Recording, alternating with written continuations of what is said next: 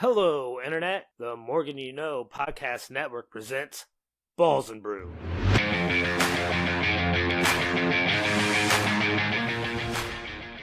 Hello, good evening, good afternoon, good morning, whenever you happen to be listening or watching this. We appreciate it. This is a live broadcast of the Morgan You Know Podcasting Network. We do a couple of different things on the network here. Sometimes we group them together in one show. Sometimes they're split up. We got a big football extravaganza for you off the top. And then we're going to do some wrestling on the back end because we have a premium live event, a huge premium live event airing on ESPN for the first time. We'll do some of that after we talk about NFL week number 2 and week number 3. My name is Rod Morgan. I will serve as your host, the executive producer of this podcast, and the host of the wrestling show coming up on the second half. His name is Jimmy Jamriska. Jimmy, hello. Rod, I'm a Bears fan, and I can't wait to talk about football. You definitely are excited to talk about the Bears. Somebody who I guess is excited to talk about football because both of his teams won for a change. He's our old man. He's down there in Bloomington. He's Chris King. Chris, hello. Rod, how good or what's the record of your Bears team right now? It's 0-2, right? And the team that you just dropped into the garbage, kicked to the side. 2-0, baby. So second favorites are now dropped to the garbage and kicked to the side. Chris King has the same life motto as Ricky Bobby's dad. If you ain't first, you're last. So I cannot appreciate the Colts and the Bears at the same time in Chris's world. Somebody who was a fellow Bears fan with me and also down there in complete last at 0-2. But he's our football handicapper. He knows an awful lot about lots of other teams. So he doesn't have time just to be wallowing about the Bears. He's still got numbers to crunch. He's still got plays to make. He's our handicapper. He's Josh Williams. Josh, hello. Hey, what's up, Rod? That last week might have been my worst football week ever for me. Let me go on a mini rant here. Notre Dame loses a heartbreaker. Bears get embarrassed. I lose my season-long fantasy game. Lose an FFPC fantasy league because that ridiculous Nico Collins catch in the end zone, which you would have thought would have helped me in my survivor pick of Houston, but no, lose that too because Houston goes shotgun from the 1 yard line, second and goal, no good. Third and goal, no good. Fourth and goal, no good. No bueno. But wait, it doesn't matter. They're up by 5, just over a minute left, and they have Tampa backed up in their own territory, 4th and 10. Can the Texans D get one stop and win the game? No. I thought this was supposed to be the best D in the league. I don't think so. Yeah, and then the other against the spread bet, if Kelsey just drops the ball, I didn't even say he catches it, just drop the ball, and Casey probably wins that game. Instead, he bats it up in the air. Philly gets it, returns it. They go on and win. So lose that one against the spread. Just brutal, just absolutely brutal this week in football. Rod, our guy Williams just went through the entire show in like 3 minutes. We couldn't shut him up last year, and now he just goes through the whole show. Our gimmick, we have a question at the beginning, apparently, sometimes, Williams. Are you excited, Jamie? Apparently. My goodness. That's good. Listen, we want the excitement. We want the handicapper to bring it, right? Like, listen, Jimmy, we all grew up with guys like Mel Kiper Jr. and Dick Vitale and all these other guys that popped on ESPN back when they were a classic network, right? And what was our favorite thing about these guys? They were excited. They were fired up. They were like, yes, baby. You want your guy that you listen to and brings you football knowledge to be as fired up about it as can be. And Williams definitely brings that. And Jimmy, you are right. I have a quick, cold, open question that I think you guys will like. Kawhi Leonard in the news an awful lot in basketball. We may get to that. We may get to that at some point on this show. We are big basketball fans, me, Jimmy, and Chris. We're not going to get to that this week, however. We're going to reference it this way. Kawhi got paid $28 million to do nothing for aspiration.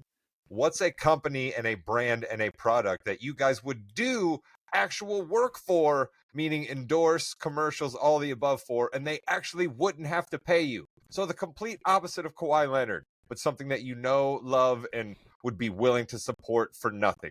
Jimmy, your answer. ExpressVPN.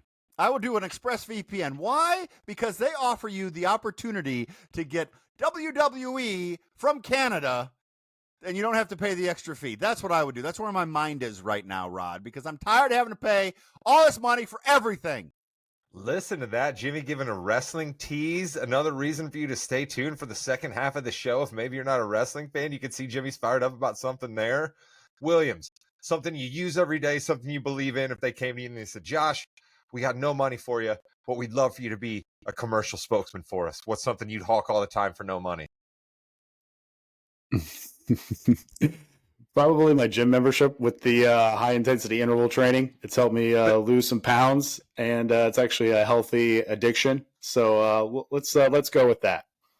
Nice. All right, I'll jump in there really quick. If you're a longtime listener to this podcast, you know I would have no problem whatsoever doing numerous commercials for Mountain Dew, saying that this podcast is brought to you by Mountain Dew, having a huge Mountain Dew bottle behind me, being forced to take numerous sips of Mountain Dew during the podcast, say different flavors that come out. They don't have to pay me anything. Throwing me some Dew every once in a while would still even seem like payment, so I wouldn't even need that. I love Mountain Dew that much that I would be more than happy to shill for them, because then hopefully I could get some shine from just being on the Mountain Dew brand. So that's my answer there. Chris, I'm really interested in your answer here, because I know fundamentally in your core you would not do no work for no play for any reason. But well, for the spirit of the question, Chris, just tell me a brand you love and believe in. I have to agree with Jimmy. I was going to say a VPN. Mine would have been Proton. That's who I use.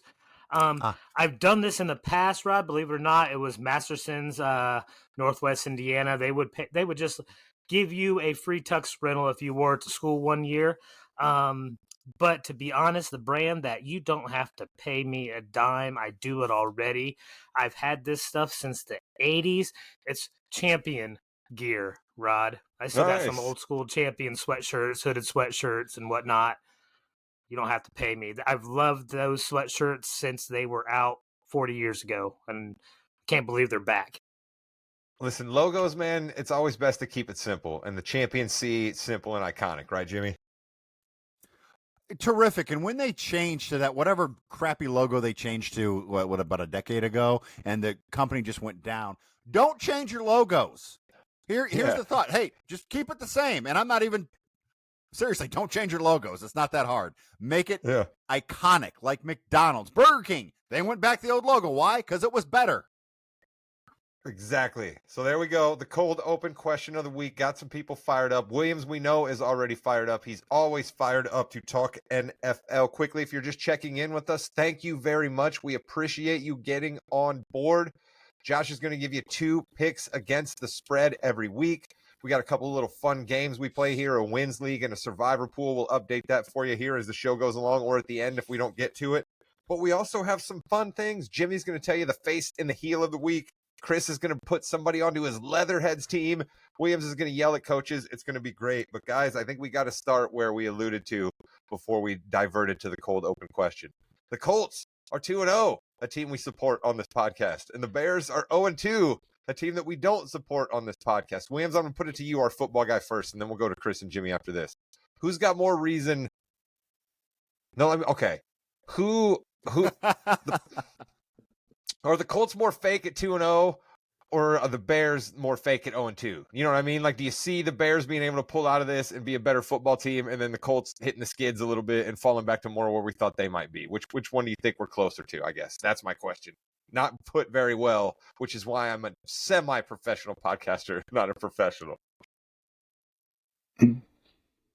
I would lean towards the Bears being fake at 0-2, just because I have faith in some Ben Johnson. But I think it's more so I'm starting to believe a little bit in this Indianapolis Colts team. And we said at the start of the year that this was the highest variance team of the whole year. And I think we all, maybe except for Chris, thought that they were going to be really, really bad. But the high variance, like, they could be good. And I was down on Houston. And then Tennessee, I just did not trust the coaching staff. I picked Jacksonville to win this division. I think it's between Jacksonville and Indy now. I'm already drawing a line through Houston. That offensive line is just terrible. Cross them off. Yeah. I don't trust Houston. Yeah. If so the Colts, they have weapons, and they have a really good coach. I thought Steichen called an awesome game, except for those last 3 plays where they settled for the 60-yard field goal. They had Denver playing, on their heels, the defense the whole game. A very balanced run, pass, just had them off sequenced the whole game. They used Tyler Warren perfectly. JT looks like the JT of old, and I really think the Colts can do something here in a winnable division. I think the Bears can bounce back, but Jalen Johnson going down on defense is a huge blow. And what the main thing with the Bears right now is they can't get any pressure. There's no edge pressure for the Bears at all. 29th in pressure, 31st in blitz rate. That has to go up because he can't get any pressure. So everyone wants to blame Ben Johnson. Everyone wants to blame Caleb Williams. And Caleb wasn't great in week 1. I thought he played better week 2. Rome dropped some passes, but that was a kitchen sink game for Detroit. So they could tell they wanted to beat Ben Johnson really bad. So I think the Bears can bounce back, but I think I have more faith in the Colts being for real than anything. All right, lot there. Chris, gloat a little bit about your Indianapolis Colts here, because Williams is right. All 3 of your other members of this podcast, we were down on the Colts. You are loving this bit that you get to live out, saying that I wish ill upon the Colts, which I never did. I literally just said I switched them places on a card, right? Much the same way that the AP ranks college football teams week to week. But you've somehow said that I've scorned them and I've stabbed them in the back and all of the above. So, but you get the chance to gloat. You're the one driving that train this year. Listen, Rod, do I really believe that Daniel Jones is going to continue to have a tie in rushing touchdowns among all players in the NFL? No, I don't. All right. But I will say I believe in this offensive line. All right. They have proved again they are probably one of the best run blocking offensive lines in football. They're right up there with San Francisco right now. Their offensive line's really solid. But this offensive line is just dominating that line of scrimmage. And when you do that, you can have continued success. You'll have more time for the quarterback. You'll have more time for the receivers. You have more room for Jonathan Taylor to make cuts and get into open field. And when you're a Bears team and your coach is calling you out for your practice habits, it's not a good sign. J Squared, you've heard Chris give the virtues of the Colts. You heard Williams say that he thinks the Colts are pretty good, maybe better than we all gave him credit for. You also heard him say a lot about your Bears there. What say you? Do you got more faith the Bears are going to turn it around, or are you worried that the Colts are maybe a little not as good as they seem? The Bears' record is where I thought the Bears' record would be after 3 weeks.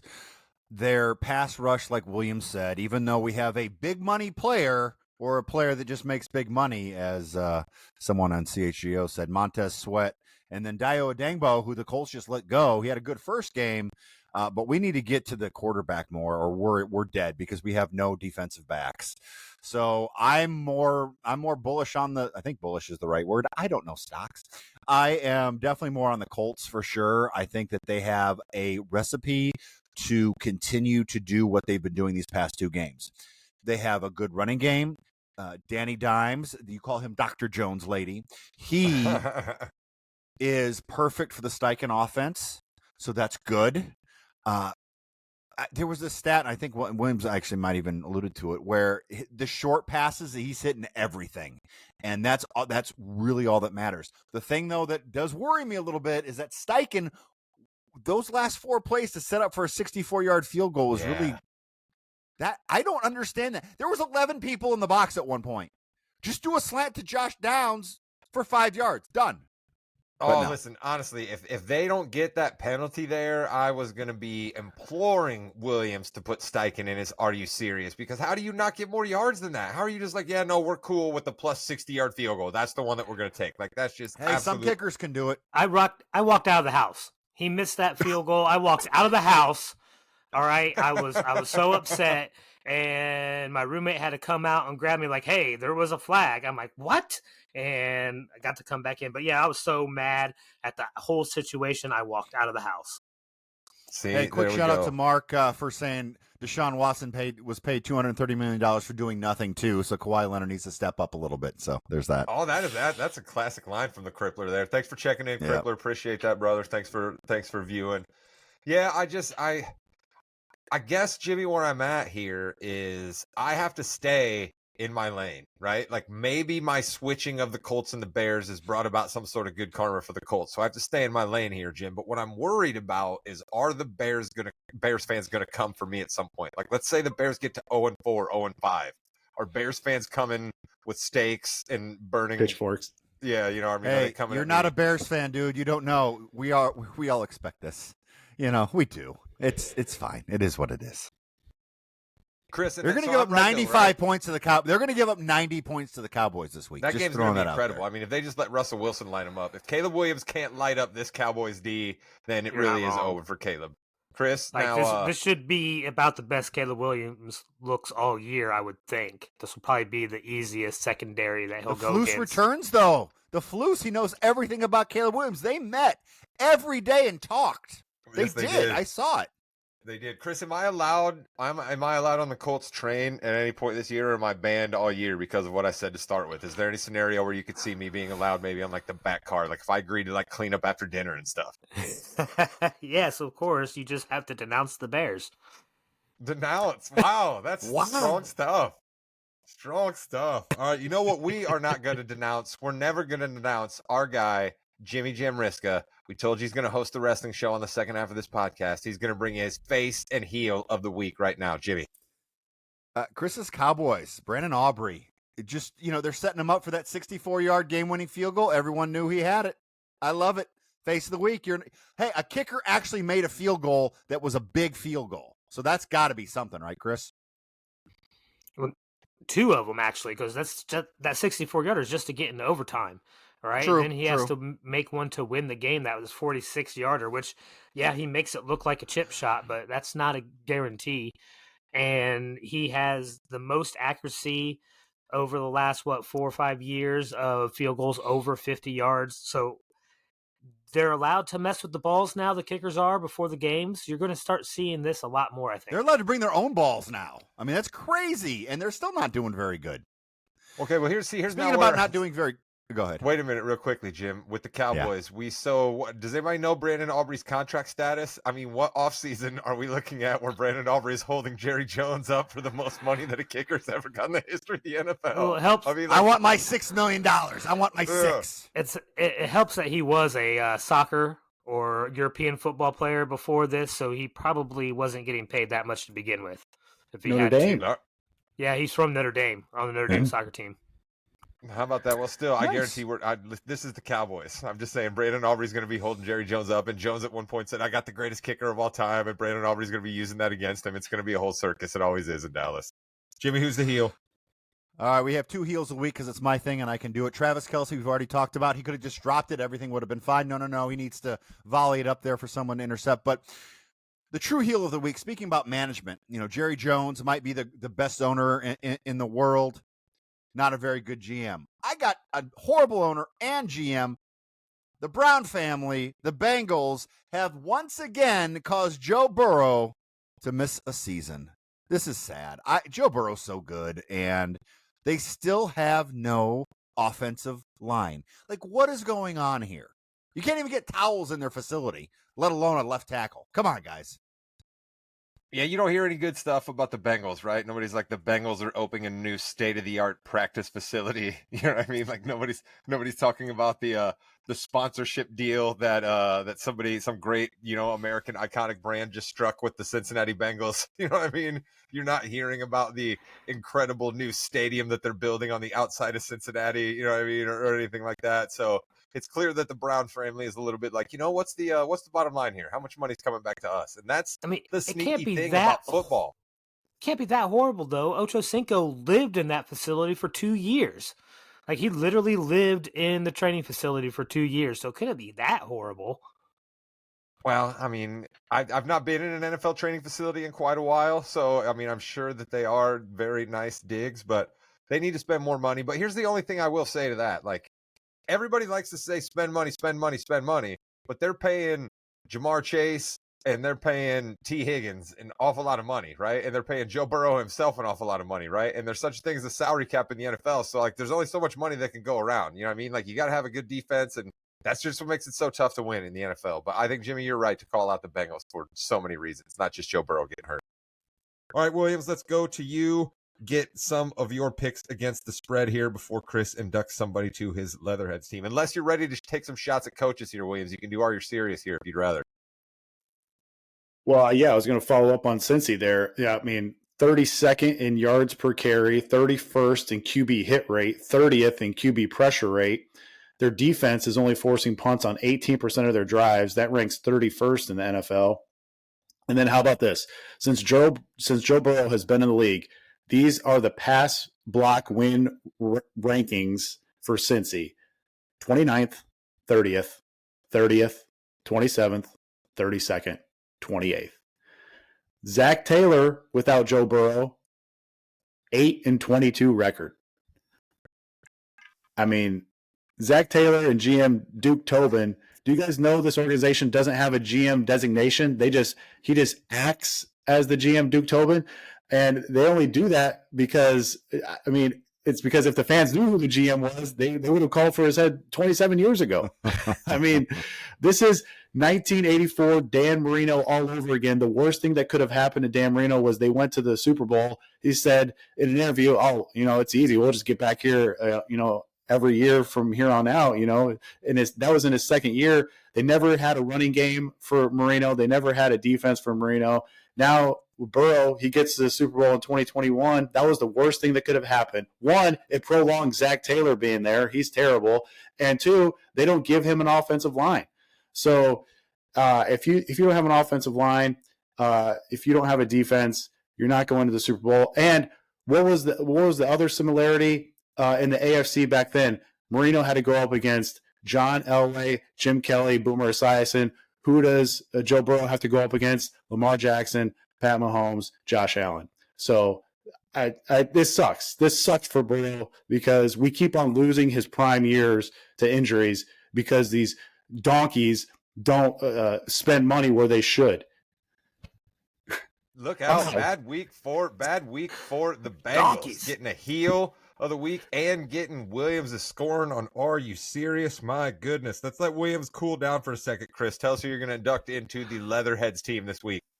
All right, because just right off the bat, because I'm a homer, that offensive line for the Colts almost got a group effort nomination, but my honorable mentions, Keith Walker III from Seattle. Dude only had 13 carries for 105 yards, 8 yards a carry, but over half of that, 4.7 yards per carry, was after contact. He gets hit and he keeps trucking.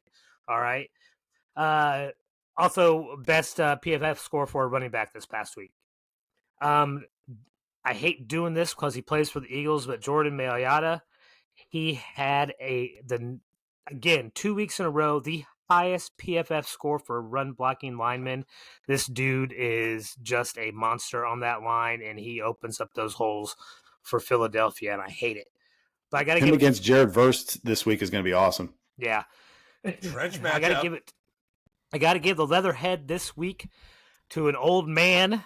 All right, he's been around the league for a while. I know Williams loves this dude, Fred Warner from San Francisco.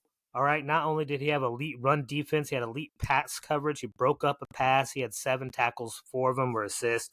He had a 95.1 PFF score. He forced and also recovered a fumble, all right? Important aspects, Fred Warner, my Leatherhead of the week.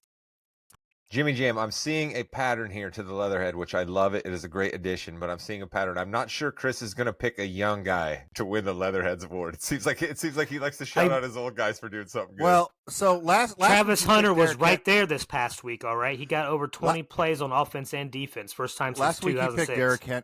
Last week he picked Derrick Henry, and this week Derrick Henry did nothing, and he's on my fantasy team, so thanks, Chris. So Fred Warner fans out there, watch yourselves next week. Oh, no, the curse of the Leatherheads team. Curse of the Leatherhead. Curse of the Leatherheads. That is not good. All right, Williams, you said it wasn't a good week for you last week. Let's put that in the past. Let's move forward. Let's get some good picks against the spread this week. Here we go. Involving one of your favorites, Mr. Shanahan. You called it, Rod. Guys, when you're off to a rough start ATS-wise early on in the year, there's only one thing to do. Let's go with the chosen one. I am taking Kyle Shanahan and the San Francisco 49ers minus 2.5, minus 115 on MGM. Make sure you get that minus 2.5 because it is bumped up to minus 3 everywhere else. Shanahan succeeded with backup quarterbacks. You know, what's new? Mac Jones looked good last week. They get Jawan Jennings back. He had a big game. They still have McCaffrey. They got Pearsall. And remember, Zona could have easily lost to the Saints in week 1. New Orleans dropped 2 passes in the end zone on those last 3 plays to send the game into overtime. And then last week, they almost blew a 27-3 third-quarter lead versus Carolina at home. Had to make a defensive stand late to hold on there. In the non-Week 18 games where starters were resting, the Niners have won 4 of 5 versus Zona. And guys, we're breaking out some rough stats in 2025 here. Here we go. Since 2016, divisional home teams are, get this, 44-16, that's 73% on the money line, and 41-17-2 against the spread, 71% in John Hussey officiated contest. Rob, one of your favorites. He's the biggest home field advantage rough we have. That includes a 6-2 against the spread record last year.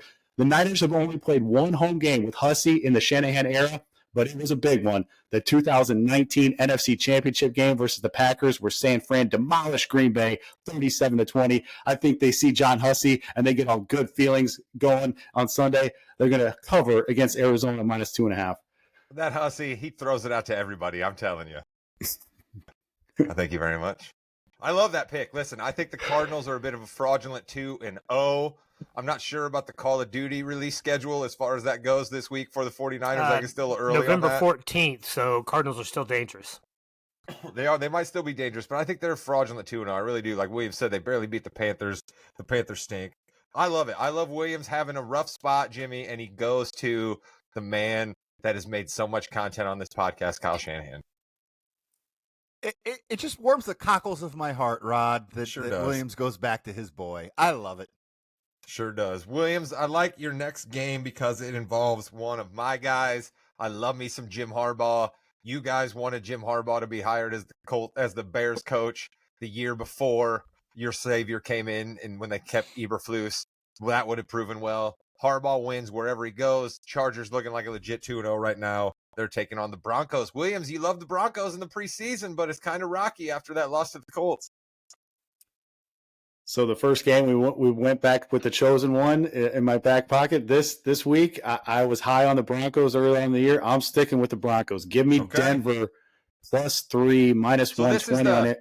This is the stay. This is the let me help the people out here. This is the week 3 don't panic play here, right? This is you. I'm believing all the work that I put in the preseason on the Broncos. I'm not going to panic after 2 weeks play. That's what this is. Yeah, make sure you get it +3. It's minus 120 on MGM or Caesars. It's minus 2.5 everywhere else. But I mean, I know you guys are all Colts fans, but Denver controlled that game last week at Indy.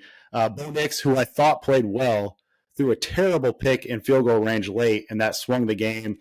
You've got extra motivation for this Broncos team after the controversial leverage loss.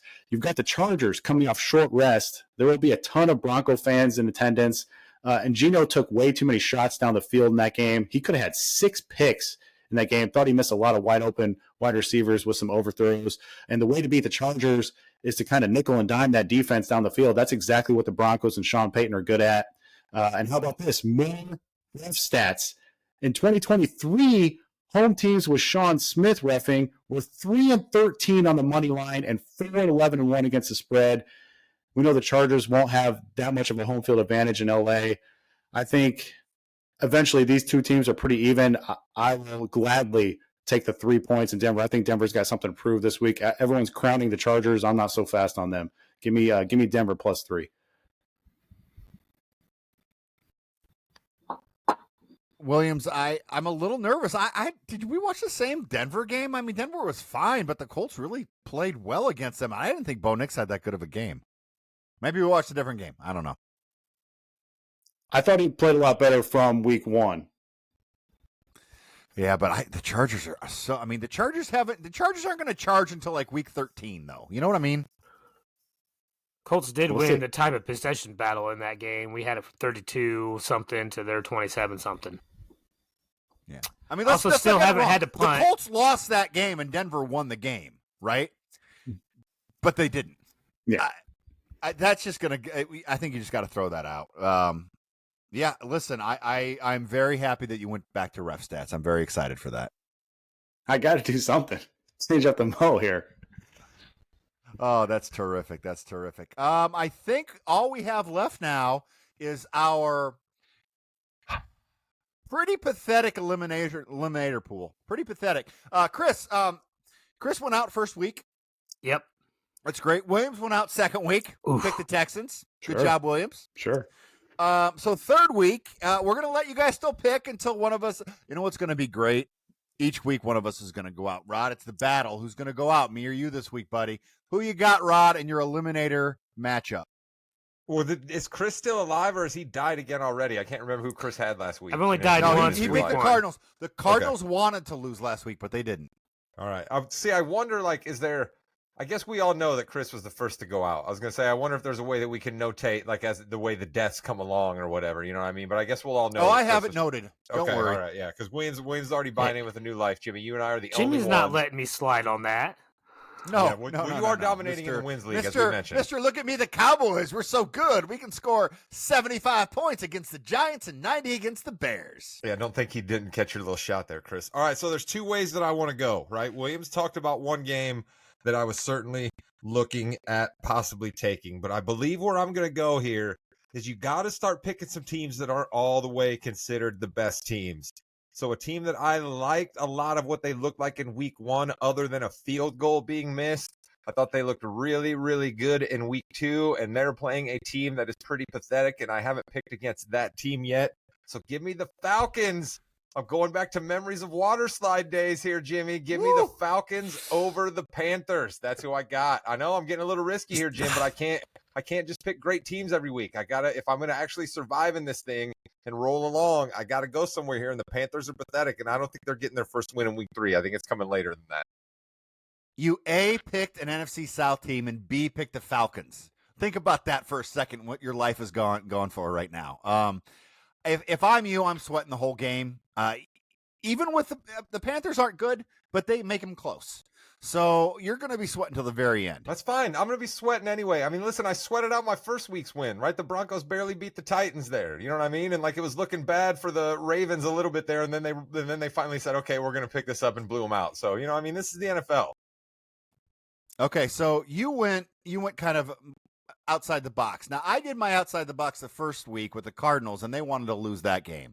So then I kind of went back on the straight and narrow with the Bills in week 2, and I'm going to continue that. I need a win here. I'm going Packers over Browns. I know it's out there. How can I pick that? Packers over Browns. I'm going to win something. Damn it. I want to win. I should get extra points for being Falcons over Panthers if I'm still around over Jimmy. But what are our people who bought that game going no. Hey, Chris, shocking. Rod gets extra points for the thing that he wants to do. I get it. I'm shocked. Wow. Rod is making up new rules for games that we're playing that don't count for anything. Okay. Chris, who you got? Listen, I have a loss already. I don't want another one until at least all of you have failed at least once, so I have to watch out for these good matchups. So I want to take the Seahawks because they got the Saints visiting Seattle. I don't think the Saints can do anything in Seattle. Give me the Seahawks. Yeah, the Saints. I don't know. Williams, you're our NFL expert here. Are the Saints that bad? They're not, but Chris took my pick. I'm also going with Seattle. So, okay. And I think Rod has a better chance to win with the Falcons than you do with the Packers. I think the Packers better watch out this week because the Browns defense is no joke. Joey Flax, baby. Joey Flax hasn't been broken down yet. He's thrown like 70 passes already in 2 weeks. He's out there flinging it. Let's go, Joey Flax. I think it's more than that, actually. Yeah, they have a really good defense, but their offense isn't very good. Although Quinshon Judkins, apparently the best running back in the NFL. I cut that dude in fantasy, and then they signed him like 2 days later, and somebody else had picked him up. So another wonderful move by me there. But who cares about a Browns running back anyway? Yeah. All right. The goal for me and Chris is to go 17-1 here. Should we update the actual wins league numbers here, Jimmy Jam, before we go out? Yes. I got Chris at 11. I got me at 8. I got you at 7, and I got Williams at 6. Hey, I think we Last stop place. now while we're ahead. Right? I still like where Williams is sitting. Williams has got the Chiefs, right? Like, I don't think the Chiefs are that bad. What's hurting me is the Texans is my 4th pick. What's helping Chris is the Colts as his second to last pick have 2 victories. That's where he's making up a bunch of it. The Colts, Cowboys, and Chargers. I got those C teams. They are winning for me. I don't know how or why, but I'm going to keep on trucking. Yeah, but see, I got the Patriots and the Raiders when you got the Chargers and the Cowboys. So I've equaled you out there a little bit, right? But I got the Giants when you got the Colts. That was my big bold proclamation, and I thought Russell Wilson was gonna get him to 1-1, but it didn't happen. So I don't know about my bold New York prediction right now, but we'll cross that bridge when we get there officially. But I think that's all we got for the NFL, Mr. Williams. As always, we appreciate your input, your vigor, your excitement. We will talk to you next week. Jimmy Jam, I know we're excited. Premium live event this weekend. Wrestling on the other side. Let's go. Go Cubs. That's right. Go, Cubs, go. Like, comment, Go, and Cubs, subscribe. go. Goodbye, Internet. You guys sneaking in after I'd signed off. How dare you? Playoff bound. Welcome to the Yeah We Know podcast, part of the Morgan Knows Podcasting Network. You're in the ring with Jimmy, Chris, and Rod. Where do we begin? Let's begin at the beginning. No, Jimmy. WrestleMania. Jimmy, Yeah. we need to tell the people where to go. All right, there has been nothing but condemnation and confusion out there on the web. People don't know how to get to ESPN Unlimited because the website still says Plus. We talked about VPNs on the other pod. Why don't you run it down to our fans to let them know how they can get this premium live event on Netflix very easily? So Netflix in every country but the United States has all WWE programming. It's a one-stop shop. It's got SmackDown, it's got Raw, it's got all the PLEs, it's got all the archives, everything. It's very nice. So if you have a VPN, and a VPN for our listeners who don't know, And your host, your host who doesn't know, Ram Jr., is essentially an app that you go on, and then you pick what server you want to have your internet based out of, essentially. So I can pick that I want it based out of London, England, and everything then will think that I'm in London. So if there's something blocked in London, I'm not going to be able to look at it. But if there's something blocked in the U.S. or in certain states in the U.S., I can look at it now. So, for example, I can go to Ontario, and I'm in Ontario now, and I can look at Netflix. You don't have to do anything else. You just click the button, you're connected, you go to your Netflix app, it's all there. Wrestlepalooza is sitting on my Netflix right now. I can just hit a button and watch it. Actually pretty easy. A lot of VPNs are relatively cheap. It's $100 for the year, $60 for a year, something like that. And it's pretty safe, I think, as well. I mean, obviously you got to go with ones that are well known, but you can do a quick YouTube search on that one. Chris? Yeah, you're right. No, they do a lot more than just trick your streaming services, right? They do ad blocking, malware protection, things like that. So it is nice. And if you happen to be a conspiracy nut like me, it's harder for Big Brother to track you. Okay, wait, but Jimmy, can I jump in here with something real quick? So, yeah, sure. Wonderful, go ahead. Great, grand that you guys are talking about VPNs and everybody should go ahead and get themselves a VPN. You know what I foresee here?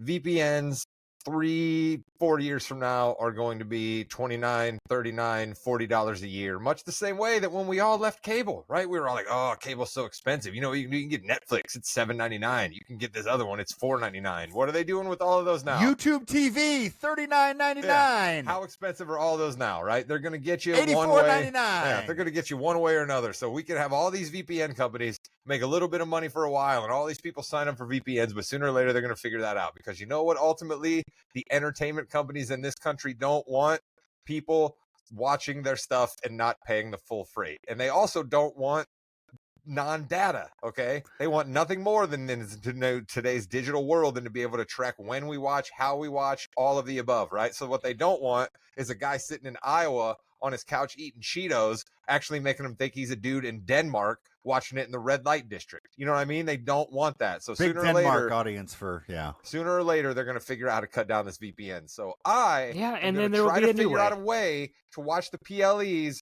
the way that TKO in WWE and ESPN intended, okay? Because TKO has showed us one thing and one thing only. They care about money. Money, money, money, money, money, money, money, money. We have turned the ring into a minor league ballpark.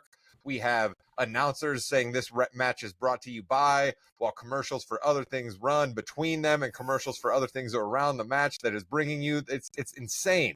And then they're putting a WrestleMania in Saudi Arabia. They're taking John Cena's last match away from Boston and putting it in Washington, D.C. because they're paying more money. So I'm going to do my part and pay the full freight that they want in hopes that the TKO Corporation calms down for a hot second on charging people more and more and more money. Yeah, usually I'm the person that does that. Just right now, I'm just going to kind of wait it out. Hopefully, YouTube TV and ESPN come up with a deal where you get the app access for free, but just like another $30 is ridiculous, and that's a lot. I mean, okay, you get I you don't can get the disagree with package you there, with Jim. What you just said there is more what my actual play is here. I'm a YouTube TV subscriber. I believe that they will reach a deal at some point. I'm not paying for ESPN twice. I mean, it's literally the only thing I care about watching on there because I don't care about Southwest Eastern football, whatever. I can watch all the football whatever. I Actually, want to watch UFC's on not going NBC. to be there anymore, but UFC's on Paramount. That's another thing you got to pay for. But I'm already in the Taylor Sheridan universe, so I got Paramount. Plus, that's where Top Gun Maverick lives, Jim. I would say that's where Tom Cruise lives. That's the real reason you have Paramount. I want to talk a little bit about NXT Homecoming before we get to WrestleMania then. NXT Homecoming, I don't know if you watched it or not. It was actually pretty good. I watched a little bit of it on the CW. Just want to hit a couple things real quick. It was kind of a retro show. Tyler Breeze wrestled on there. I thought that he did a really good job. He hasn't been back for a long time. Triple H came out to start things off, and when back in the day, the black and gold NXT, Triple H's NXT was really hot, really amazing to watch. And then Shawn Michaels came out, and Shawn Michaels is kind of reinventing it again. And then they kind of Triple H said, "Well, what if I want to come back?" And Shawn Michaels says, "We're going to have a problem with that." And then William Regal comes out, and he goes, "There's only one way to change this." And all the audience goes, "War Games." And he goes, "Hey, that's my gimmick." And then he said, "War Games," like he says. And I thought that was terrific. But two things I want to hit real quick.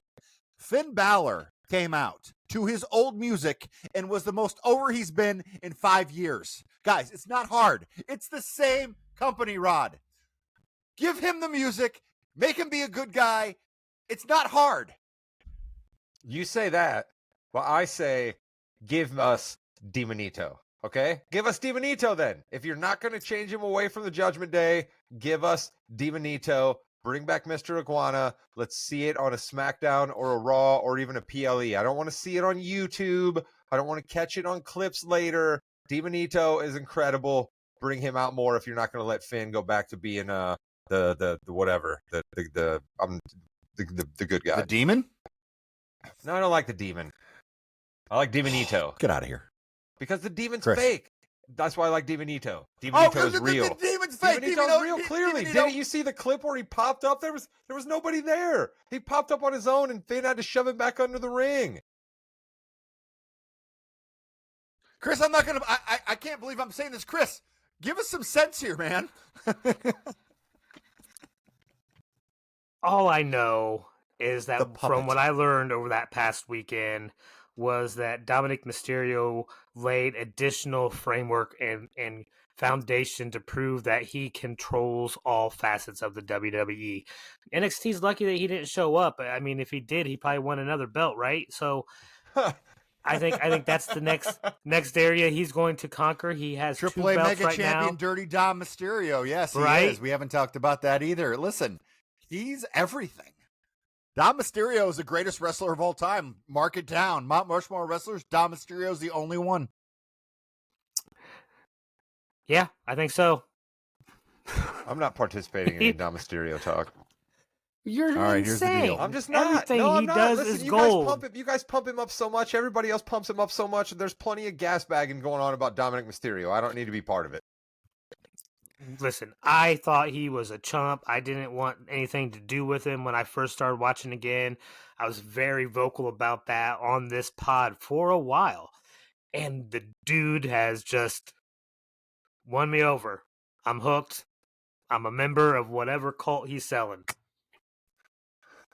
You're drinking the Kool-Aid, huh? Yes. You're drinking the Mexican Coke. See, There Jimmy, we listen, go, I'm for sorry to AAA. sidetrack us again here real quick, but Chris, I can't help but think of something here. You like to get on me for switching the Bears and the Colts. But it seems to me that you have no problem in the wrestling game switching from old Drew McIntyre over to Dom Mysterio love here. And then where's LA Knight fit in? So somehow in wrestling, you're allowed to have 3 guys that you pull for, but in football, I can't pull for 2 teams. Oh, there's way more than 3 guys I pull for, or women for that matter, I pull for in the WWE. I think that's pretty evident with all of us. But I have talked in length about how shocked I am that it happened. All right, I didn't expect that to happen. I wasn't going out trying to root for Dominic Mysterio, but here I am. Also, one more thing on NXT Homecoming. They did our boy Bobby Roode and Joe Hendry wrong. They turned down the crowd during their backstage segment, so when Bobby Roode went like this and the entire crowd went glorious, you didn't hear anything. And then when Joe Hendry came out, you kind of heard a little muffle of something. Dude, what are you doing? These guys, give them their moment. I hate that. Oh, listen, Joe Henry needs all the moments. All the moments in the world belong to Joe Henry. The thing that he's been doing on NXT recently where he punched through the wall like the Kool-Aid Man, where he came out in the middle of a match to save somebody when the person just said his name while he was in the middle of a chokehold. Like, that's just absolute great stuff. Bring me more Joe Henry. You know I believe. Okay, so here's the thing, guys. Over the next couple weeks, I want you to think who you want John Cena's final opponent to be. I'm going to go first, and I want him to come out on Raw because it's not going to be on SmackDown because he's done his last SmackDown. And I want him to say, for my last match, I'm going to come to the middle of this ring, and I'm going to say his name, and hopefully he appears. And then he drops the mic and walks out. I want John Cena's last opponent to be Joe Hendry, and Joe Hendry goes over and comes to the main roster because I live in a fantasy world, and that is my fantasy. Well, okay, maybe. I want that to happen. Wow, Jimmy Jam. I had zero idea. Hey, I've said so many things into existence. Wow. Let's do it. I'd never even considered Joe taking on John. Man, that would be absolutely something, wouldn't it? That would be absolutely something. I heard somebody pitch me the idea of Drew. I heard somebody pitch me the idea of Drew as John Cena's last opponent, and there's something in Drew as John Cena's last opponent to me too. There's something in like Drew gets over and maybe finally like stops the hard edge a little bit and becomes a little bit more babyface. I don't know. There's something in Drew, right? Like paying Drew back for all this work that he's done recently and trying to figure out a way to get him over. Maybe he doesn't have to turn face, but trying to pay Drew back and get him over with John in his final match. I see something there. I mean, if that happens, that means Drew wins the belt from Cody, right? Not necessarily. So sure I think they could just wrestle. Yeah, but I'm not so sure. Who would you like to see more face John Cena in his final match, Drew McIntyre or Joe Hendry? I mean, I'm not watching NXT. I don't believe yet in Henry, right? So let me see the guy that I want to see, a guy that kind of reminds me of an Attitude Era. Give me LA Knight. Yeah. Oh, okay. LA Knight for John Cena's final opponent. I want it to be somebody who is really going to get a big rub from it. And he's got to win because Cena's going to lose his last match. So I want to see them catapult to the next level. And LA Knight, it could be it. And again, it could be like Drew McIntyre. It could be Seth Rollins. Who knows? What about like a Tozawa? Would you like a Tozawa? Just catapult him to the next level of second on the card in Raw. I don't know. JD McDonough, maybe JD McDonough, maybe get JD a little bit of. He's got a big enough head as it is. Can you imagine him beating John Cena? I mean, what about a Shinsuke? What about a Shinsuke Nakamura? Is Shinsuke Nakamura out of still nowhere technically on the WWE roster? He's doing a good job surfing right now, but yes, he is on the roster. Rusev. There you go. Rusev. What about like win an back Aleister that he should Black? have had at WrestleMania. What about an Aleister Black? Just pull out a rando. Black? Just pull out an absolute rando. Because they got nothing right now, Jimmy, is what I'm trying to say by all of those names I just threw out. They got really nothing that makes any sense right now. And I love that Cena Lesnar is going to be the first match in this PLE because it's almost as if saying both of us want to get the hell out of here. So let us go off early. This match is going to be 4 minutes long, okay? All right. I've said it 3 times already. We're going to talk about it now. WrestleMania is in Saudi Arabia. That was announced the day before the announcement.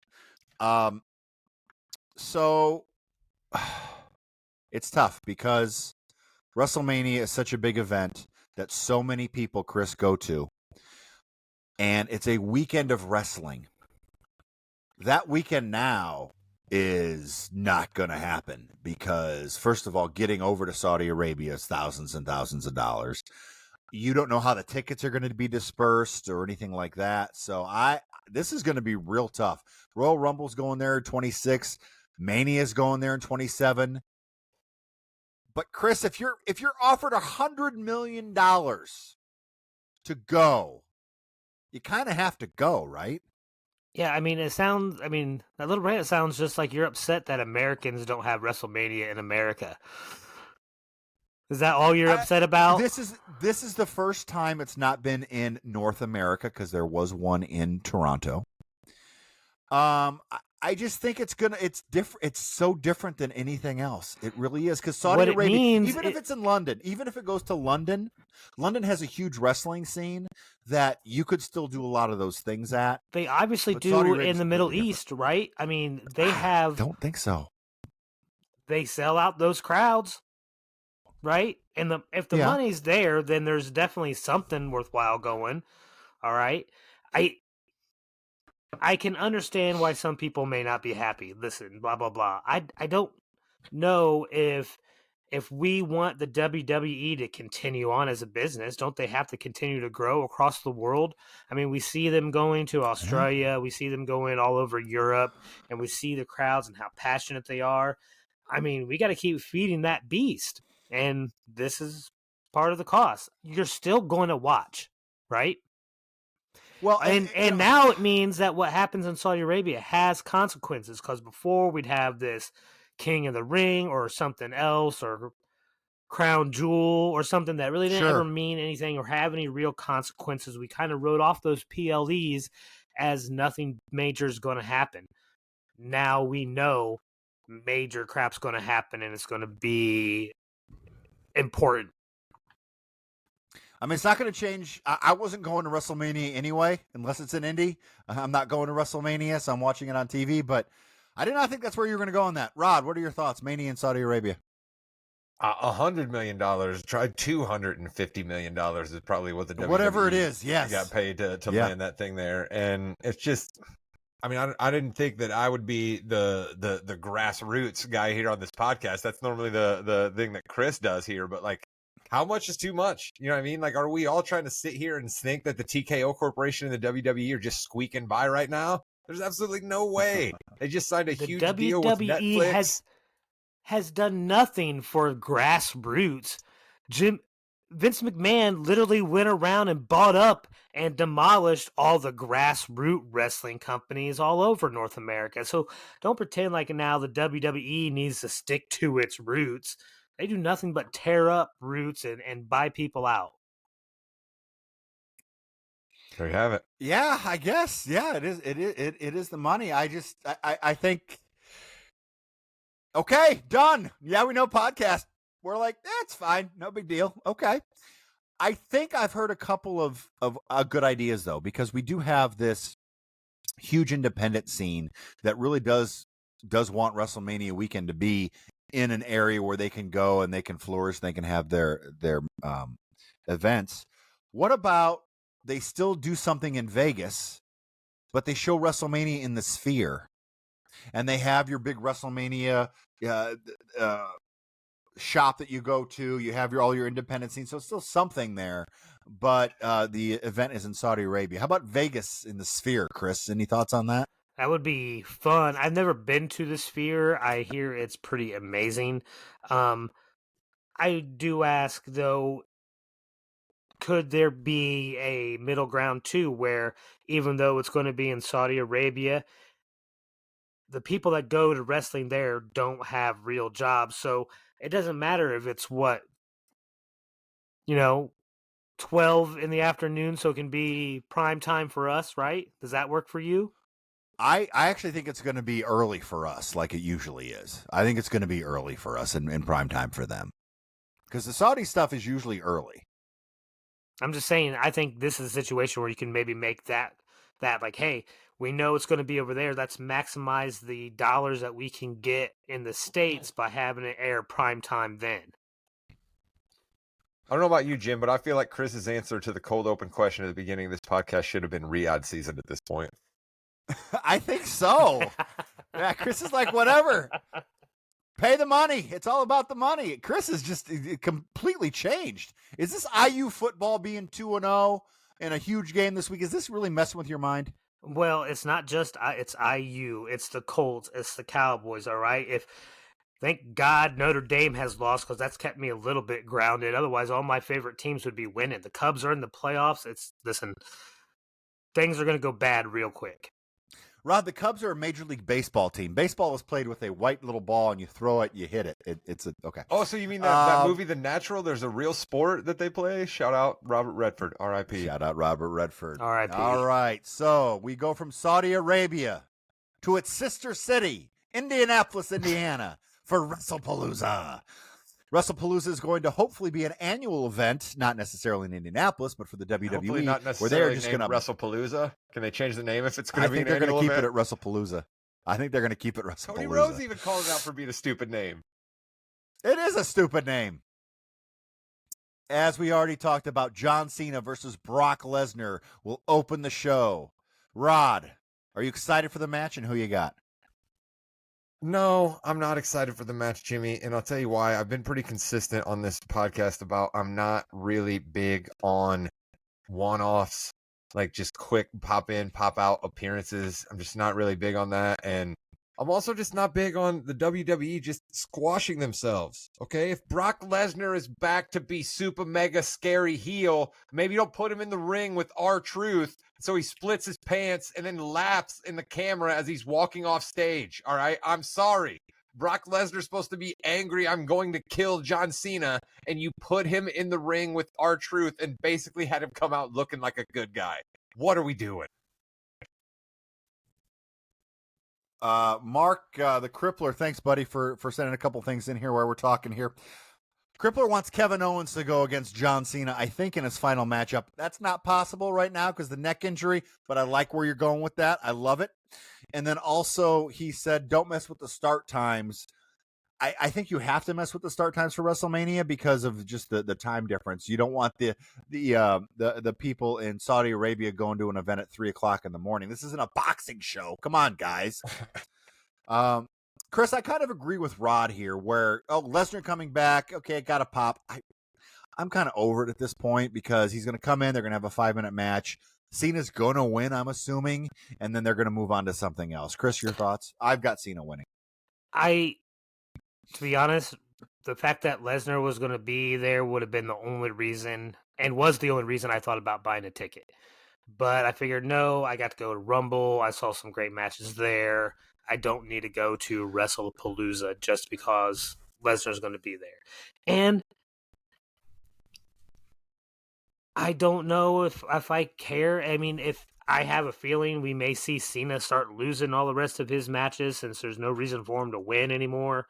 I don't know. I'm afraid that I don't care about John Cena's farewell tour anymore. Yeah, me too. I really wanted to go. I wanted to take the kids. We've talked about that a few times on the show, where it would be the last time you see John Cena. You get to see AJ Lee and CM Punk's, Becky Lynch, Seth Rollins. You get to see a lot of cool stuff. We're going to the Titans game instead. Titans Colts. 3 tickets for the Titans Colts game is a lot cheaper than 1 ticket was for the Wrestlepalooza in the same general area. So that's kind of what made the final decision there. I got Lesnar in this match though, Jimmy. Contrary to what I said. Yeah, I've got Lesnar in this match. I think he's actually going to kind of squash Cena quickly, lay some real damage on him, and then John's going to be off for a couple weeks because that just helps the fact that he only has a handful of appearances left anyway. So unless he's scheduled, then who comes out to help John Cena? Who comes out? Randy Orton? R-Truth. Randy Orton, Brock Lesnar? R-Truth. Let's do it again. SummerSlam? R-Truth. From a few years ago? R-Truth. It doesn't matter who comes out. Brock just walks away anyway. That's true. We have Io Sky versus Stephanie McIntyre for the women's title, the vacant women's title. I think Asuka interferes and causes Io Sky this match here. I think Stephanie walks out the women's champion, Chris. You might be right, Jimmy. You're smarter at this than I am. But I like Io Sky, so I'm going to root for her and thinks that she's going to get the title.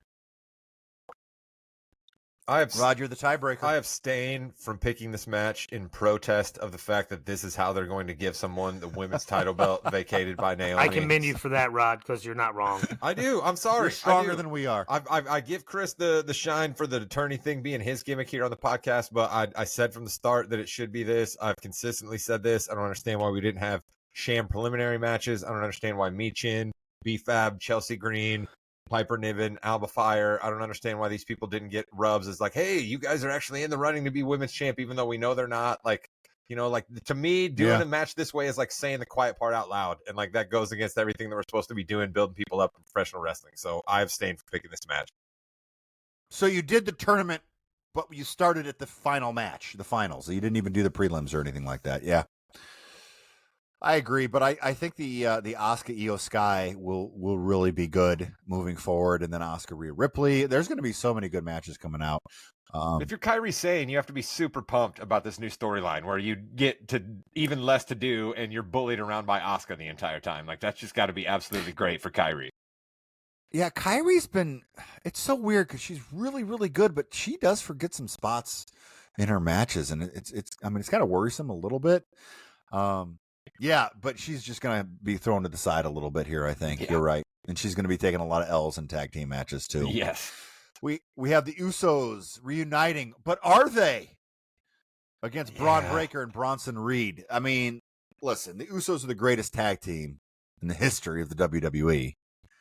But Braun Breaker and Bronson Reed are winning this match, aren't they, Rod? Absolutely, they're winning this match. And Jimmy, this the thing that you and I talk about so often. When the WWE really doesn't know what to do, make it seem like two tag team partners are fighting. And I just think we're getting to that too soon. You said it yourself. Yeet is not dying out yet. We don't need to be trying to make Jey Uso be a bad, which is the only way it seems that they're trying to hint at with this garbage that they're pulling right now. So I don't like it. I think Braun and Bronson are going to absolutely waste, probably nefariously, but they will waste the Usos. Chris, does LA Knight appear and go full heel here? Ooh.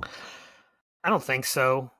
We aren't one to see him interfere too often. If he was going to interfere with anybody, it'd probably be the Rollins Punk match. That's who he really wants anyway. He and Jey Uso going at each other, though, a lot. Yeah, but as of right now, he got the last say in. Listen to the excuses Chris is making for LA Knight right now. Like, think of the great content we will get if LA Knight does turn, Jimmy, and the way Chris always defended him. How can he be? You're talking about turning. It's the same thing, right? He's not turning against anybody. He's not trusting the people that cost him the belt. All right? I don't care how many yeets. I don't care how many yeets we've heard over the past year or whatever. The Usos are not good guys, all right? They're not. They're not faces. They are the heels. He has so much trouble with the turn and who's face and who's heel, Jimmy. He has so much trouble. Jey Uso is like the number one babyface in the company. He has so much trouble. Like he has such a long memory. It's his whole fan thing, right, Jimmy? It's his whole fan thing. I love it. Listen, they're going to turn one of them. And I'm just hoping it's LA Knight because I think LA Knight could do a better job as a heel than Jey Uso. Yes, you give me a little bit of LA Knight mixed with a little bit of Max Dupree, right? A little bit of that character, not necessarily a fashion, model manager, but like the energy that Max was bringing. LA Knight can definitely be heel. Chris isn't buying it. When LA Knight and Drew McIntyre formed the greatest heel tag team in WWE history. And Chris will call them the good guys. He'll make it like they were the mega powers. Hey, listen, man. Crippler also. Is this Drew commentary from Chris all over again? Yeah, it is. If we see Drew and LA Knight team up, like that's like they're like the Knights of the Round Table or something. Like you can't get better than that. The Knights of the Round Table. Thanks for the King Arthur reference. The only man who was around during that time. You were in that, weren't you? Weren't you in like chair 4? There's some things I just can't talk about on the pod there, Jimmy. Cody Rhodes versus Drew McIntyre for the world. Hey, Cody Rhodes is wrestling. That'll be fun. Cody Rhodes came back after being just destroyed, his head destroyed by Drew McIntyre. I think this is going to be a really good match. I love this match. I really kind of want Drew to win, but I think Cody's going to win, though. I mean, Cody's going to win, Rod. Cody always wins, but I must admit, I was somewhat excited to see Cody. I was yelling. Well, not really yelling. I was saying in my head, I was like, Cody, Cody, Cody. As that match was, coming to a draw there, I was like, what are we going to do? And then when his music hit, I was like, I kind of popped up a little bit, and I was like, well, look at that. I just got a tad bit fired up for the American Nightmare there. So, yeah, I think Cody's going to win. Cody always wins. He's so protected. I mean, he's the most protected guy in the company. I'm not giving him a shot at that. It's just facts are facts. Okay, so here's the situation, Rod. I'm not a gambling man, but I'm gonna go all in. I know Chris is rooting for Drew McIntyre, so I know Chris is gonna pick Drew McIntyre. All in. All in. Yeah, and you'd win because Drew's gonna win. I'd love it. Honestly, I'm with Jimmy. That's what I want. If you want this to be a gigantic event for ESPN, you want to beat AEW? Have the belt change hands. Of course they do. That's why they put it on the same day as an AEW when it helps his argument. Otherwise, he just completely dismisses it out of hand. But when it helps his argument, he's like, "Hey, I didn't know he knew what it was." I learned it from you. All right. I learned it from watching it from you. Oh, it's so great because John Cena, Brock Lesnar does nothing for anybody. No. A title change is going to be big, but I will tell you. Some of the best ratings and some of the best work has been in the CM Punk, AJ Lee, Becky Lynch, Seth Rollins. This is going to close the show. Going to be a terrific matchup. And you got to send the folks home happy. CM Punk, AJ Lee are winning this match. Unless they don't. Chris, your thoughts?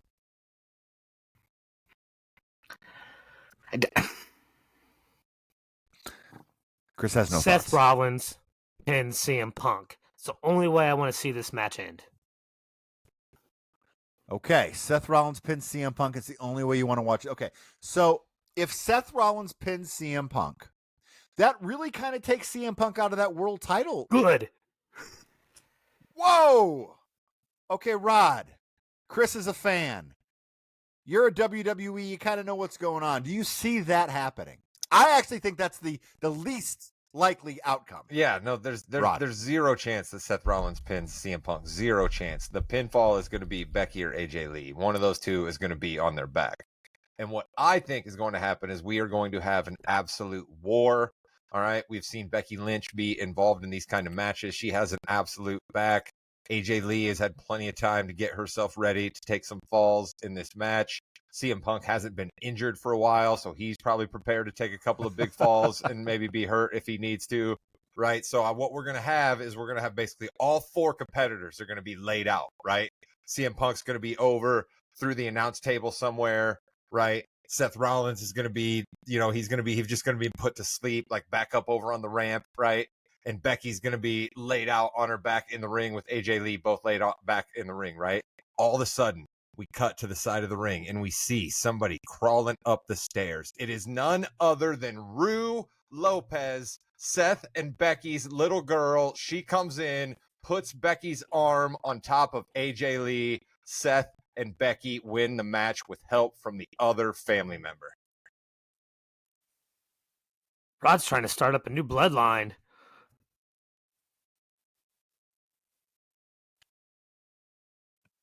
Jimmy, I think I just gave you something even less likely to happen than what Chris said. Actually, I still think it's more likely to happen. But where's Larry, though? Does Larry come in? Oh, yeah. Good point. Larry the dog. He's already been there and dispatched, Is Rue coming in, but Larry knocks Rue out? No, Larry actually got stomped by Seth Rollins in an absolute heinous act. My guy Seth Rollins stomps Larry. The crowd is aghast. And then that's when CM Punk gets him and puts him to sleep. So we're building up here, Chris, to a CM Punk and Seth Rollins championship match and a Becky Lynch and AJ Lee match. Mark also has no words apparently for what we just said. So that's perfect. That's what I do here, Jim. So Chris, I can see. Speaking of heinous, Rod, What if Seth Rollins curb stomps AJ Lee? Oh, I'm not sure that I want to get behind that. Stomping a dog. I'm all for it. Or Becky Lynch pins CM Punk. Think about that. Where Punk's getting pinned. I'm all for it. All right. Phil can just go. He can get beat up. Fed to whoever. He can get pinned by Becky. He can get pinned by Seth. Why are cannibals involved all of a sudden? What happened? Sending the folks home happy is a double go to sleep. Jimmy and Oracle. I haven't seen the Oracle for a while. Oracle going to show up in the tag team match, or does he show up at the end? It would be at the end here. Maybe the Oracle comes out holding Larry. Yeah, he brings out Larry and Rue. He's got Larry in one hand and he's got Rue in the other hand. And he comes out and he's holding one up and he's letting the crowd decide. He's letting the crowd decide which one. Dude, I'm not going to lie, Rod. Everyone just starts, the crowd's going crazy. What's going on? Who's climbing the steps? Is that a child?